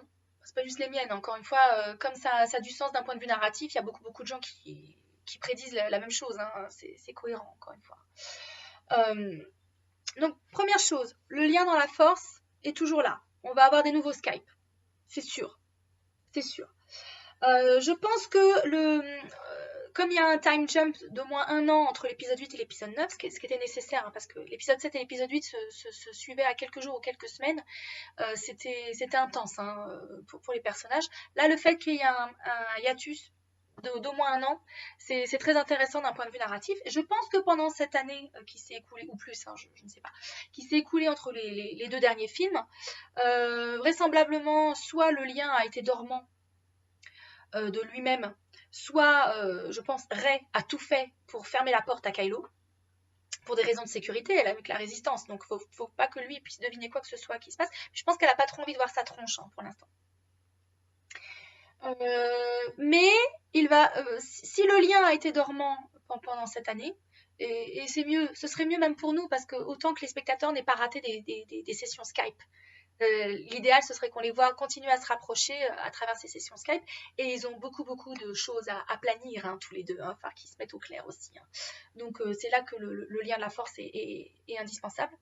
Mais si effectivement il a été dormant entre l'épisode 8 et l'épisode 9, c'est vraisemblablement un événement majeur qui va réactiver le lien de la force, soit que l'un des deux est en danger de vie et de mort, soit que la mort de Leia provoque un rapprochement immédiat entre Rey et Kylo. Donc ça peut être ça aussi. Donc ça pourrait être la mort de Leia. C'est pas nécessairement ça, mais ça pourrait être la mort de Leia. Ce qui est sûr, c'est que la mort de Leia va se produire à un moment donné dans l'épisode 9. Alors, pas forcément hors caméra entre l'épisode 8 et l'épisode 9, puisque, encore une fois, Lucasfilm a récupéré des scènes filmées des 2 épisodes précédents avec Carrie Fisher. Donc, ils vont pouvoir bricoler quelque chose pour que Leia soit encore là dans l'épisode 9, du moins pendant un certain temps. Apparemment, la fille de Leia, Billy Lourdes, et le reste de sa famille, ils ont vu ce que Disney avait fait avec les chutes de films de Carrie Fisher, et ils sont très satisfaits de ce qu'ils ont fait avec l'image de Carrie Fisher. Donc pour que Leia soit présente dans l'épisode 9, donc je suis assez confiante là-dessus. Je pense que ça va être intéressant, hein, ce qu'ils ont fait avec ça. Et Leia va jouer un rôle bien sûr dans la rédemption de son fils, et la mort de Leia va jouer un rôle essentiel dans la rédemption de son fils et dans le rapprochement avec Rey, vraisemblablement. Ce qui est sûr aussi, je pense, c'est que Kylo et Rey vont tous les deux énormément souffrir d'être séparés l'un de l'autre. Donc Kylo, lui, il en souffre déjà, dans le sens où il n'a jamais supporté d'être séparé de Rey, hein, depuis l'épisode 7. Hein. Donc il n'y a pas de raison que ça change dans l'épisode 9, hein, bien sûr. Même s'il est encore en colère, même s'il a la sensation qu'elle l'a trahi, etc. Donc voilà, il va falloir qu'il travaille là-dessus, mais le nœud du problème, c'est que ils ne pourront pas supporter d'être séparés l'un de l'autre. Hein. Ils ne seront pas complets et pleinement épanouis séparés l'un de l'autre. Donc Kylo, il est déjà dans une extrême solitude. Rey, elle va, je pense, expérimenter une forme de solitude très particulière, qui est en fait la solitude au milieu des autres. C'est-à-dire qu'elle est au milieu de la résistance, elle est avec des gens qu'elle aime, etc. Mais comme je le disais dans ma vidéo précédente, c'est pas satisfaisant, parce que c'est comme une forme de famille de substitution. Je pense que ça peut la satisfaire jusqu'à un certain point. Mais Rey, elle veut une famille au sens littéral du terme. Rey, elle veut des enfants. Alors des parents, elle a Leia, elle a des parents de substitution, elle veut avoir un sentiment d'appartenance. Et elle ne l'aura jamais complètement avec la résistance. C'est l'idéologie de la résistance, se battre avec des frères d'armes, etc. Ça ne sera pas satisfaisant pour elle. Il lui faut Kylo, il lui faut la famille qu'elle peut construire avec Kylo, hein, clairement. Donc, comme je l'avais dit, Kylo ne supporte pas d'être séparé de Rey. Il va continuer à la pourchasser, parce que de toute façon, c'est ce qu'il a fait depuis le début de la trilogie. Il n'y a aucune raison que ça change. Comme je le disais, il est obsédé par elle. Il est dans une solitude absolue sans elle. C'est sa sainte mère, hein, encore une fois, hein, dans cette relation usurpateur-sainte mère. Donc, de toute façon, l'usurpateur pourchasse la sainte mère H24. C'est plus fort que lui. Il va certainement, je pense, se mentir sur ses motivations dans sa chasse à Rey, au moins dans un premier temps, puisqu'il va certainement, le discours, ça va certainement être oui, de toute façon, elle est avec la résistance, il faut que faut que je balaye la résistance, que j'extermine cette vermine, etc. Donc je pense que ça va être un peu le bobard qui va se raconter pour justifier le fait qu'il est toujours à la poursuite de Rey. Mais la vraie raison, c'est évidemment qu'il est toujours amoureux d'elle et qu'il ne peut pas vivre sans elle, hein, carrément. Évidemment. On aura notre duel au sabre laser entre Kylo et Rey. Moi, je pense que c'est un passage obligé. Les enjeux sont encore plus importants que dans l'épisode 7, parce que là, maintenant, ils se connaissent. Ils s'aiment. Ils se sont trahis l'un l'autre, ils se sont déçus l'un l'autre, ils sont plus que jamais dans des camps opposés, et ils sont devenus le big boss de leur camp respectif. C'est-à-dire que Kylo, c'est le leader suprême, Donc on peut se dire, si on le décapite le premier ordre, si on se débarrasse de Kylo, bah, peut-être que le premier ordre va s'écrouler. C'est pas vrai, bien sûr, hein. Mais bon, la résistance, ça peut être un peu le discours qu'ils ont. Et Rey, je pense pas qu'elle va diriger la résistance d'un point de vue militaire. Je pense que ça va être le job de Poe et de Finn. Par contre, c'est le dernier Jedi. Donc c'est un peu c'est la source d'inspiration, c'est la mère symbolique, etc. Donc elle a un rôle prépondérant, hein, dans la résistance, bien sûr. Donc on va avoir notre duel au sabre laser, un duel intime, un duel personnel, un duel avec des enjeux qui sont au plafond, qui va donc être chargé d'émotions, et qui, je pense, va intervenir dans la première moitié du film. Parce qu'ils vont avoir du pain sur la planche dans la deuxième moitié du film, ils ont intérêt à être réconciliés avec ce qui leur pend au nez. Je vais y revenir. Bien évidemment, ils sont incapables de se tuer l'un l'autre. Hein. Je dis pas qu'ils vont pas se blesser, etc. Mais il y en a au moins un des deux qui a une réalisation qui va dire non, c'est pas possible. On peut pas s'entretuer. Moi, je vois bien un truc un peu à la Mr. et Mrs. Smith, hein, c'est-à-dire quand Angelina Jolie et Brad Pitt se tapent dessus, ils retournent la maison, ils fracassent tout, etc. Et au moment où ils sont vraiment dans une impasse, ils vont devoir s'entretuer, ils en sont incapables et ça finit en séance de réconciliation plus. Alors je dis pas qu'on aura exactement le même genre de séance de réconciliation dans l'épisode 9 parce que c'est Star Wars, hein, donc voilà, ça reste pour les enfants et les adolescents, mais je pense qu'on aura peut-être un bisou dès la fin du duel où ils se rendent compte qu'ils peuvent pas se tuer et qu'il va falloir qu'ils trouvent une autre solution parce que s'entretuer c'est juste pas envisageable, quoi. Je pense aussi que les forces Skype, la connexion dans la force entre Rey et Kylo va être découverte, que ça va faire un scandale et que du coup ça va les mettre en porte-à-faux vis-à-vis de leurs factions respectives. Donc clairement c'est le moment où la résistance risque de se retourner contre Rey, où elle va devoir affronter la déception de Finn, la déception de Poe, le sentiment qu'elle les a trahis, etc. Je pense que ça peut être le moment où elle décide de dire bon, vous savez quoi, la résistance, vous me gonflez.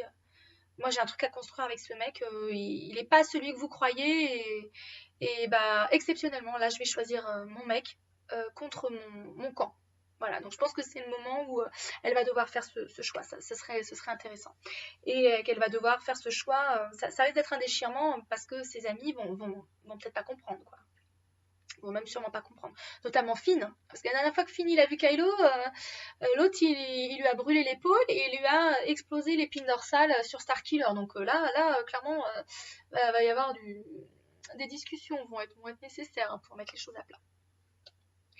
Ça peut être le moment, entre guillemets, Pocahontas. Hein, vous avez à la fin de Pocahontas le moment où les Indiens et les colons s'affrontent, le moment où John Smith va être exécuté par le père de Pocahontas, où elle se jette sur son mec et elle dit à son père et à tout le monde aux deux camps, de façon très publique, hein, elle leur dit non, on va pas faire ça. C'est mon mec, je l'aime, vous pas touche. Pas touche. Donc on peut avoir un moment Pocahontas aussi comme ça, où Rey protège Kylo, vraiment elle fait un écran avec son corps, elle lui dit non, vous le tuerez pas, c'est hors de question. Ça peut être intéressant aussi. Alors ça peut se passer au moment où la résistance découvre le lien entre les deux, ça peut se passer au moment où Hux tente son coup d'état, son putsch, pour renverser Kylo. Parce que alors ça on est persuadé, enfin on sait très bien que Hux va essayer de faire la peau à Kylo, il peut pas le saquer, c'est lui qui a monté cette armée, donc c'est lui qui a la fidélité, l'allégeance des officiers, des Stormtroopers, des pilotes, voilà, de tout le premier ordre en fait. Alors cela dit, une chose qui pourrait être très intéressante aussi à voir, ce serait une révolte des Stormtroopers. Parce que Finn, il peut pas être le seul à avoir eu un cas de conscience, il peut pas être le seul à rejeter l'idéologie du premier ordre. Donc moi je vois bien Finn alimenter une révolte des Stormtroopers pour foutre la merde dans le premier ordre. Ça pourrait être très intéressant aussi. Mais bon, ce qui est sûr aussi, c'est que Hux, il va tenter un coup d'état et il va se retourner contre Kylo. Est-ce qu'il va se retourner contre Kylo en réussissant à retourner les chevaliers de Ren? Ça pourrait être intéressant. Ou est-ce que les chevaliers de Ren vont se retourner contre Kylo parce qu'ils vont se rendre compte qu'il est amoureux de la dernière Jedi et ils vont pas comprendre, hein. Ils vont pas plus comprendre que Kylo aimerait que les résistants vont comprendre que Rey aime Kylo. Donc là, voilà, c'est un peu dans Roméo et Juliette, hein, les Capulet, les Montaigu, voilà. Ce qui est sûr aussi, c'est qu'à un moment donné, soit Hux, soit les Chevaliers de Ren, enfin, il va y avoir un truc, une menace, un désastre avec un D majuscule imminent qui risque de tout défoncer, de mettre la galaxie en péril, et que Kylo et Rey vont devoir unir leurs forces, dans la force, hein, vraiment, unir le côté obscur et le côté lumineux, pour empêcher ce désastre avec un D majuscule de se produire. Voilà, donc ça, et je pense que ça va être le moment où ils vont enfin réaliser l'équilibre de la force qu'on attend depuis l'épisode 1. Ce qu'il faut voir, c'est qu'ils ont des pouvoirs qui sont... ça m'a beaucoup frappé en revoyant la prélogie, j'avais même fait la remarque à ma femme, c'est que dans la prélogie, ou même dans la trilogie d'origine, les pouvoirs des Jedi, ils galèrent hein, pour soulever des trucs, pour appeler leur sabre laser, etc. Rey et Kylo, ils sont vachement plus forts. Ils sont vachement plus forts que les Jedi ancienne formule, ou même que les Sith ancienne formule. Donc, est-ce que c'est parce que ce sont les deux derniers vraiment utilisateurs de la force? Enfin, il y a les Chevaliers de Ren, et puis bon, on sait qu'il y a partout dans la galaxie, il y a des gens qui ont la force, comme le petit garçon, le petit esclave avec son balai sur Canto Bight. Hein. Mais ouais, voilà, c'est quasiment des demi-dieux à ce stade, Kylo et Rey. Ça leur a été reproché, hein, d'ailleurs, d'avoir des pouvoirs pareils, alors que ce sont encore des jeunes apprentis. Hein. Enfin, voilà. Donc ils vont faire un truc complètement badass, complètement épique avec la force pour sauver la galaxie. Enfin, ça va être un truc qu'on n'a jamais vu, vraiment des demi-dieux, quoi. Et ils vont réussir à sauver tout le monde parce qu'ils auront enfin atteint cet équilibre de la force, cet équilibre parfait de la force qu'on attend encore une fois depuis l'épisode 1. Alors, ce qui est sûr, je pense aussi, c'est que Kylo va mourir. Donc je l'avais déjà évoqué tout à l'heure. Ça peut être une mort symbolique, mais moi je pense que ça va être une mort réelle. Il va vraiment clamser dans un acte de sacrifice désintéressé. Donc ça peut être en cherchant le bien commun, le bien de la galaxie. Ça peut être à cette occasion qu'il meurt. Ça peut être pour protéger Rey.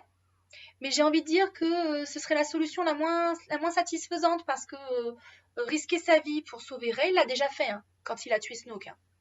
Il a risqué sa vie pour sauver Rey, pour sauver sa chérie, qui est à ce moment-là la seule personne à laquelle il tient vraiment hein, dans l'univers. Donc je pense que ce serait plus intéressant qu'il meure, qu'il fasse ce sacrifice, cet acte d'amour désintéressé, cet acte de compassion qui est nécessaire dans sa rédemption. Hein. Je rejoins ce que je disais tout à l'heure. Ce serait mieux s'il le faisait pour sauver soit tout le monde, soit quelqu'un qu'il déteste, mais que Rey aime. Si Kylo sacrifiait sa vie pour sauver, je sais pas, Finn ou Poe, là, ça prendrait tout son sens. Parce qu'il le ferait en n'attendant aucune récompense personnelle à ce sacrifice et en sauvant quelqu'un qu'il déteste, mais par amour pour Rey. Parce que Rey aimerait cette personne. Là, ce serait vraiment très très intéressant. Moi, j'aimerais beaucoup voir ça. Éventuellement, Kylo qui prend un coup de blaster à la place de Finn. Là, ce serait vraiment, vraiment sympa et tellement, tellement utile pour son arc de rédemption. Donc, là, pareil, je suis pas la première à la... Bonjour les pigeons, ils sont partout. C'est la fête aux pigeons pour l'instant. Mon chat, je sais pas si vous le voyez, mon chat dort. Mon chat n'en a rien à faire, il ne sert strictement à rien. Voilà. Mon chat dort comme une grosse masse. N'est-ce pas madame hein? C'est ma moitié qui est là, qui vient se marrer. Donc mon chat est en train de dormir comme une grosse merde sur le lit et les pigeons font la java sur le rebord de la fenêtre. Voilà, je referme la parenthèse. Donc Kylo va mourir, je pense. Et on va se retrouver avec un motif de Pietà, c'est-à-dire Kylo en train de mourir dans les bras de Rey, sur les genoux de Rey, donc vraiment comme une Pietà, comme une vierge avec le Christ. Hein. Et il faut savoir que la Pietà, d'un point de vue des clichés de narration, d'un point de vue motif narratif, c'est l'inverse du du port de la princesse, c'est-à-dire dans l'épisode 7, vous avez Kylo qui porte Rey comme une mariée. Hein, j'ai largement insisté hein, sur ce passage hein, de l'épisode 7. Donc, qui met en mouvement leur dynamique de Belle et la Bête, d'Hadès et Perséphone, etc. Donc on est vraiment là-dedans, dans ces motifs-là, ces motifs narratifs. Et la Pietà, c'est l'inverse. C'est l'inverse de ça, puisque vous avez l'amoureuse qui a dans ses bras, sur ses genoux, dans son giron, son amant mourant ou mort, et qui se désole évidemment de voir son amant mourir. Donc je pense qu'on aura une Pietà pour faire écho, pour rectifier le fait que Kylo est porté Rey comme une mariée inconsciente et pas du tout consentante hein, dans l'épisode 7. Sauf que Kylo va pas rester mort très longtemps, bien sûr, parce que ce n'est pas Dark Vador, il n'a pas commis des crimes si monstrueux qu'il soit irrécupérable, parce que Dark Vador, il a des décennies d'atrocités derrière lui, hein, au moment où Luke le sauve. Et en plus, quand Dark Vador meurt, sa sainte mère, sa reine, Padmé, est morte depuis plus de 20 ans. Donc, de toute façon, il fallait que la rédemption de Vador ne pouvait pas se faire sans sa mort.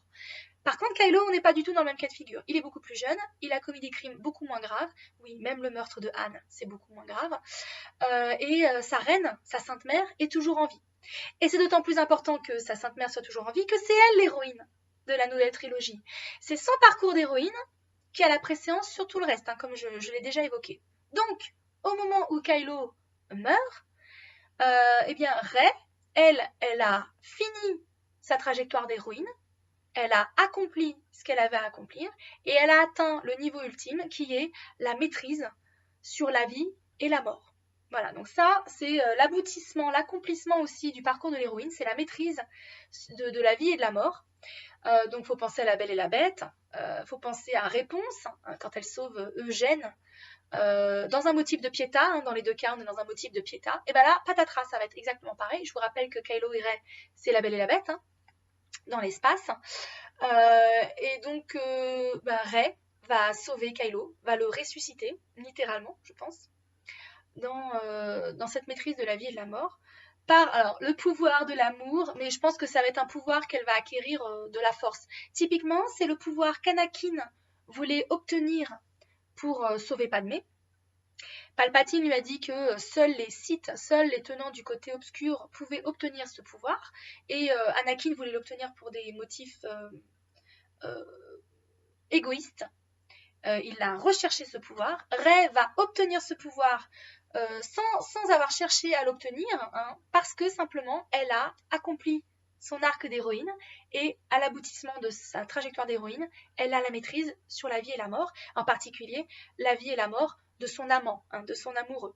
Donc évidemment, là, Rey va sauver son amoureux, elle va sauver Kylo Ren, ou plutôt Ben Solo, puisque quand son amoureux va ressusciter, Kylo Ren, les subterfuges de Kylo Ren, la bête, le côté obscur seront consumés,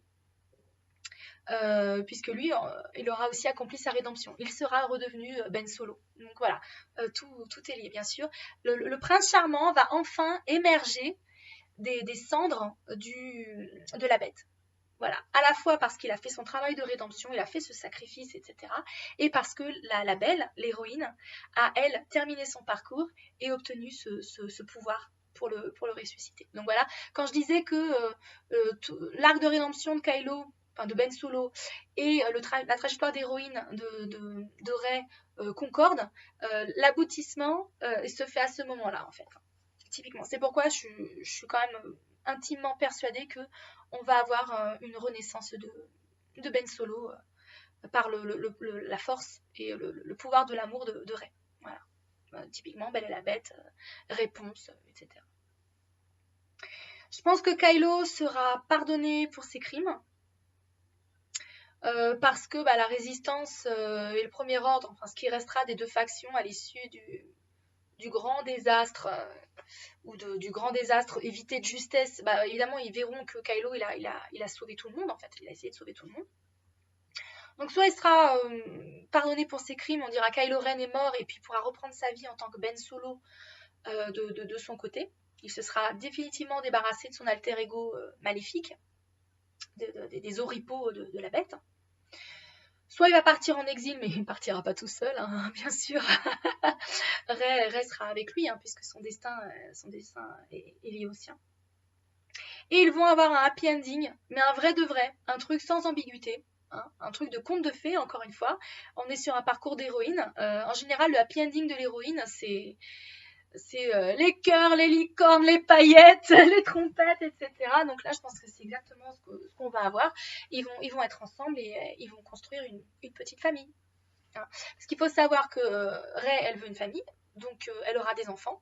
En plus, elle a été présentée comme une mère en devenir, hein, pendant tout l'épisode 8. Elle devient une mère symbolique à la fin de l'épisode 8. Elle sera une mère dans la réalité, littéralement une mère à la fin de l'épisode 9. En tout cas, ce sera largement suggéré, hein, à la fin de l'épisode 9. Et puis, il faut savoir aussi que l'archétype de l'usurpateur et de la Sainte Mère, ils ont toujours des enfants. Ils ont toujours des enfants. Ils produisent toujours une nouvelle génération. Et puis, il ne faut pas oublier non plus que Ben Solo, c'est le dernier Skywalker. Et que donc, si on veut encore d'autres Skywalker, d'autres générations de Skywalker, ça se fait forcément grâce à lui. Hein, voilà, donc il va perpétuer la lignée Skywalker, qui est maintenant débarrassée de sa malédiction, puisque Ben aura, avec Rey, rétabli rectifier les crimes d'Anakin. Donc la famille Skywalker ne sera plus sous le coup de la malédiction ou du karma, si vous préférez, d'Anakin. Donc ça, c'est terminé. Ils pourront avoir une famille sans flipper à l'idée qu'il va basculer du côté obscur, etc. Non, ça sera terminé. Ils ont atteint l'équilibre, donc ça sera terminé. Et ça fait le lien avec ce que Kylo disait au tout début, enfin dans l'épisode 7. À un moment donné, il a ce moment où on le voit parler au masque à moitié fondu de son grand-père, où il dit à Dark Vador je finirai ce que vous avez commencé. Et depuis l'épisode 7, les scénaristes ont bien tout fait pour que l'ambiguïté reste sur ses propos. Qu'est-ce que Dark Vador ou Anakin avait commencé et qu'est-ce que Kylo va terminer. Si c'est la domination de la galaxie, effectivement, c'était l'objectif de Dark Vador à un moment donné quand il propose à Luke de régner avec lui. Il voulait à un moment donné renverser Palpatine et être empereur à sa place. Donc si c'est ça que Kylo devait terminer, c'est déjà le cas à la fin de l'épisode 8, il est suprême leader, il est virtuellement empereur de la galaxie, donc il a réussi à faire ce que son grand-père n'a jamais pu accomplir. Mais bien évidemment, moi, je pense que c'est pas ça du tout. Hein. Il va réussir à faire ce qu'Anakin n'a pas réussi, c'est-à-dire à sauver sa Sainte Mère, à rétablir l'équilibre dans la Force et à amener une paix durable dans la galaxie. C'est exactement ça que Ben va réussir à faire, je pense. Donc effectivement, on boucle la boucle. Il va accomplir ce qu'il avait promis de faire dans l'épisode 7. Alors, j'en ai presque... Donc ça, c'est mes prédictions où vraiment je mettrai pas ma main à couper, hein, même si on reste dans le thème de Star Wars avec les mains qu'on coupe, etc.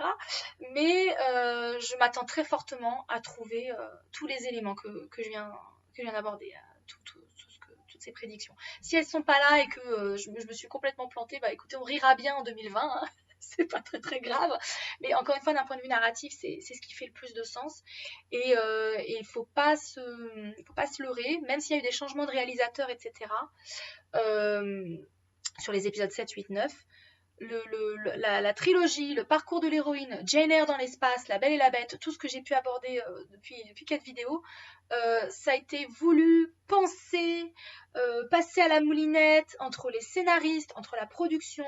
Vous avez l'équipe, la story team, hein, avec Pablo Hidalgo, etc. Pareil, qui ont tout passé à la moulinette. Bon, je suis pas inquiète. Clairement, tout est voulu de A à Z. Il n'y a pas d'erreur, il n'y a pas de bug dans la matrice. Hein. Encore une fois, je pense vraiment que c'est ce qui va se passer. Alors, il y a aussi des possibilités, des choses en plus qu'on peut rajouter. Par exemple, que Kylo et Rey ouvrent une école pour les utilisateurs de la Force une fois qu'ils seront ensemble en couple, peut-être pour encadrer leurs propres enfants qui ont de fortes chances d'être sensibles à la Force, peut-être pour encadrer typiquement comme le petit gamin au ballet sur Canto Bight, donc des gens qui ont ce pouvoir et qui ne savent pas forcément trop quoi en faire. L'avantage, c'est que s'ils ouvrent une école Bah écoutez, ils se seront détachés de l'héritage des Jedi, qui était perverti, qui était dans l'erreur. Ils se seront détachés de l'héritage des Sith, qui était perverti, clairement, et tout autant dans l'erreur, puisque, encore une fois, tout lumineux ou tout obscur, c'était fallacieux, c'était une erreur, il fallait pas du tout faire ça. Et eux, au contraire, ils sont dans la symbiose, dans l'équilibre. Donc voilà. Ils seront, je pense, tout à fait qualifiés pour former les nouvelles générations d'utilisateurs de la force selon des principes beaucoup plus sains, beaucoup plus naturels et garants, encore une fois, de l'équilibre, le véritable équilibre de la force. Ils vont se détacher complètement des erreurs du passé.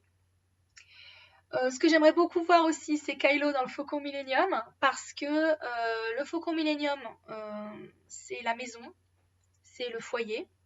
C'est déjà vrai dans la trilogie d'origine, 4, 5, 6. C'est encore plus vrai dans la nouvelle trilogie 7, 8, 9. C'est toujours, à un moment donné, on se retrouve toujours à sauver les héros, à se sauver au dernier moment sur le Faucon Millenium. Et dans l'épisode 7, quand Anne et Chewie arrivent, remontent dans le Faucon Millenium et tombent sur Rey, Finn et BB-8, etc., le premier truc que Anne dit, c'est « Chewie, on est à la maison ». Et effectivement, le Faucon Millenium, c'est la maison, c'est le foyer. Donc, il faut que Kylo, à un moment donné, se retrouve sur le Faucon Millenium avec Rey. Il faut que Kylo fasse sa paix avec Chewbacca. Alors je pense que Chewbacca, de son côté, il est bien parti pour faire la paix avec Ben, parce que même s'il l'a blessé dans l'épisode 7, dans l'épisode 8, il était complètement raccord avec le plan, enfin si on peut appeler ça un plan. Le fait que Rey s'expédie en colissimo auprès de Ben pour essayer de le ramener du côté lumineux, etc.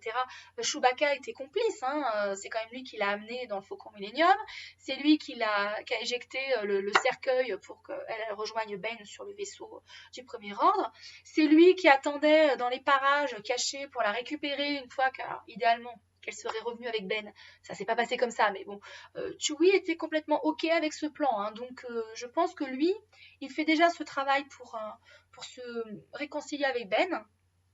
Et donc Ben, il faut que de son côté, il fasse ce travail pour se réconcilier avec Chewbacca. Se réconcilier avec Chewbacca, c'est se réconcilier avec Anne, avec l'image qu'il avait de son père, avec le fait qu'il ait tué son père aussi. Et quand on verra Rey et Kylo, enfin Ben, piloter le Faucon Millenium pour partir vers de nouvelles aventures, vers leur vie de couple, vers leur famille, la future famille qu'ils vont construire, leur école pour la force, etc. Enfin, voilà, tout ce que ça implique. Leur exil, je ne sais pas à quelle forme ça va prendre, mais du coup, ça voudra dire que ça y est, Ben est vraiment revenu. Hein. Ben est vraiment revenu parce qu'il pilote le Faucon Millenium. J'aimerais beaucoup le voir. Et je ne suis pas la seule, hein, bien sûr. Je pense qu'on aura aussi des fantômes de la force. Bon, Luke, c'est sûr, parce que Mark Hamill est au générique de l'épisode 9. Donc je pense, et puis il a dit à Kylo sur Crate, on se reverra fiston. Je sais pas comment ils l'ont traduit en français, mais see you around kid. Bon, clairement, Luke va venir casser les pieds de Kylo Ren, etc. Lui expliquer un petit peu le passé familial, la vie, tout ça. Je pense qu'il va bien venir lui pomper de l'air, hein, c'est clair. Si Kylo pouvait rencontrer Anakin, ce serait vraiment super. Ce serait top. Ce serait vraiment top qu'Anakin enfin se manifeste et dise à Kylo, écoute mon coco, je crois que t'as pas tout bien compris au passé familial. Moi, Dark Vador, c'est pas vraiment un modèle. Hein. Je préférerais que tu essaies de faire autre chose de ta vie, parce que là, on court au désastre, on court à la catastrophe. Mais, donc voilà, ce serait bien qu'il y ait une partie des fantômes de la force qui viennent, ou peut-être qu'une partie de l'intrigue se déroule dans le monde entre les mondes. Pourquoi pas? Ça, ce serait intéressant si Kylo et les chevaliers de Ren sont à la recherche d'artefacts, ou s'ils ont accès aux archives de Palpatine, ou si Kylo se pointe sur Mustafar, sur le château de Dark Vador, château que Dark Vador a reconstruit 9 fois. Tiens, 9, c'est rigolo quand même, un 9, hein, c'est un chiffre magique. Hein. 9 épisodes, château reconstruit 9 fois. Donc ce château que Dark Vador a essayé de reconstruire 9 fois pour accéder au monde entre les mondes et retrouver Padmé. Donc voilà, ça pourrait être intéressant aussi, donc ça serait des possibilités à explorer. Mais je crois que j'ai dit tout ce que j'avais à dire, donc je vais m'arrêter là, parce que cette vidéo va encore être super longue. Et si vous êtes arrivé à la fin de la 4e vidéo, bien écoutez, félicitations pour votre constance. Je pense que ça prouve aussi que ce couple de Rey et Kylo Ren vous intrigue autant que moi, vous passionne autant que moi. Je m'attendais pas du tout à en parler autant et dans autant de détails hein, quand je me suis lancée dans cette aventure. Du coup, bon, voilà, ça c'est la dernière vidéo. Je pense pas que j'en reposterai d'autres d'ici la sortie de l'épisode 9. Donc, peut-être qu'il y en aura une en 2020, on fera le bilan. Si je me suis complètement plantée dans mes prédictions, bah écoutez, on rigolera tous hein, beaucoup ensemble. Hein. Je pense que ça reste bon enfant quand même. Star Wars, c'est censé être bon enfant, hein. Même si on peut partir très loin dans les analyses, ça peut prendre l'allure d'un cours magistral, etc. Ça reste du space opéra avec des batailles spatiales, des sabres laser, des histoires d'amour, des histoires de famille, etc. Et puis ça reste du cinéma popcorn aussi, au premier degré. Je pense qu'il faut aussi l'apprécier à ce degré-là. Donc on rigolera bien en 2020, on verra bien où on en est. Mais voilà, bon, en tout cas, merci de m'avoir suivi. Et puis, bah écoutez, je vais passer au montage de cette vidéo parce qu'il faut que je la publie avant Celebration, avant le titre de l'épisode 9 et avant, je croise les doigts, avant la première bande-annonce, hein, pourquoi pas. Voilà, et puis bah écoutez, je vous dis à une prochaine. Si vous aimez le tricot, on va se retrouver bientôt pour un prochain podcast. Et puis voilà.